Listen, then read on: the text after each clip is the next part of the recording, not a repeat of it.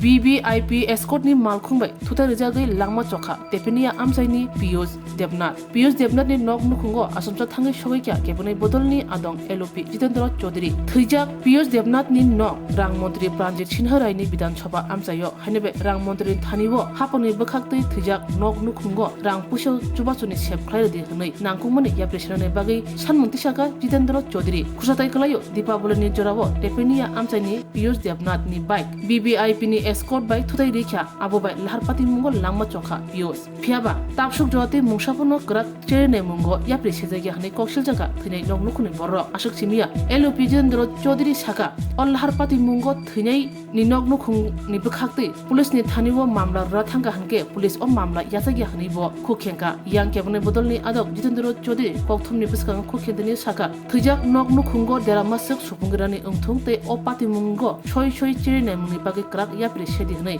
rang mantri Pranjit Sinha Rai bai malai hani koksaka botebo saka thijak nok nukhuni borok tamo sanai tok borok tabuk bahai tok abo nayane bagino phaisok baija opati mungo choi cherena mung nango hni bo saka hayake hapang thijak nok nukhungo nangmasuk rang chubasu rimang lakhni saka haini bai pula rang mantri bai malai ne yagulo nangkungmani yapre senai hni bo saka LOP Jitendra Chaudhary জাপানিয়াতে এখানে কদিন আগে দিওয়ালির রাতে একজন যুবক কি নাম জানি পীযূষ দেবনাথ সেদিন দিওয়ালি ছিল অনেক এই যানবাহনের এই যাতায়াত ছিল স্কুটি নিয়ে পীযূষ দেবনাথ যাচ্ছিল এই কোথাও সেখানে একটা ভিআইপি এসকর্টের ধাক্কা খেয়ে এবং তারপর সে ভিআইপি গাড়ির নিচে চাপা পড়ে মারা যান। তো আমরা এসেছি এখানে এই কারণে অবশ্যই এটা একটা দুর্ঘটনা, কিন্তু দুর্ভাগ্য হলো এই দুর্ঘটনা কিভাবে ঘটল।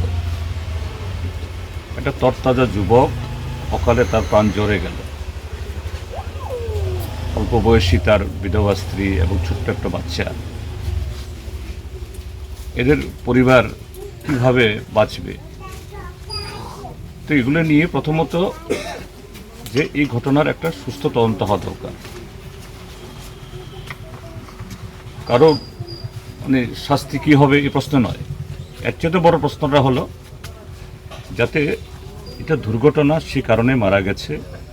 সরকার তরফ থেকেও যদি এরকম কোনো সহায়তা প্রদান করতে হয় তাহলে এটা এস্টাবলিশ করা প্রয়োজন। কিন্তু আজ পর্যন্ত প্রায় 9-10 দিন হয়ে গেল যে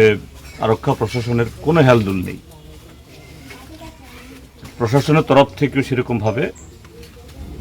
কোনো সক্রিয়তা আছে বলে আমরা দেখছি না। যাই হোক, এখন শুনেছি এখানে পীযূষ দেবনাথের বাবা পরিবারের লোক বলছেন যে এখানে মাননীয় অর্থমন্ত্রী এসে গেছেন এবং ঘটনাচক্রে এটা ওনার বিধানসভা কেন্দ্রও বটে। তো আমি আশা করব যে মাননীয় অর্থমন্ত্রী, তার বিধানসভা কেন্দ্র বলেই নয়, তিনি সারা ত্রিপুরার যে অর্থমন্ত্রী, যে প্রথমত হলো যে এই ঘটনা যাতে এটা উদ্ঘাটিত হয় সত্যটা, 1। 2 হলো এই পরিবারটা যাতে এটা সেরকমভাবে সরকার তার পাশে দাঁড়ায়, নতুবা অল্প বয়সী তার বিধবা স্ত্রী এবং অল্প বয়সী একেবারে কয়েক মাসের বাচ্চা, তার জীবন অন্ধকার হয়ে যাবে। তো এই জন্যই আমি এখানে দেখতে এসেছি যাতে পরিবারের পক্ষে দাঁড়াতে পারি, অন্যদিকে সত্য উদ্ঘাটিত হয়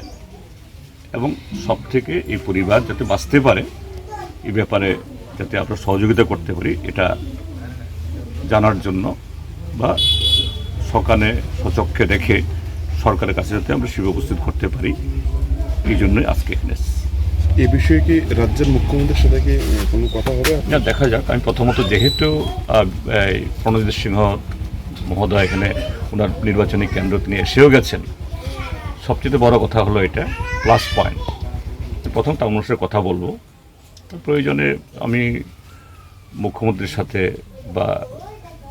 যদি চিঠি লিখতে বলে ওরা, আমি তাও করব, কেননা একটা পরিবারের পক্ষে দাঁড়ানো দরকার।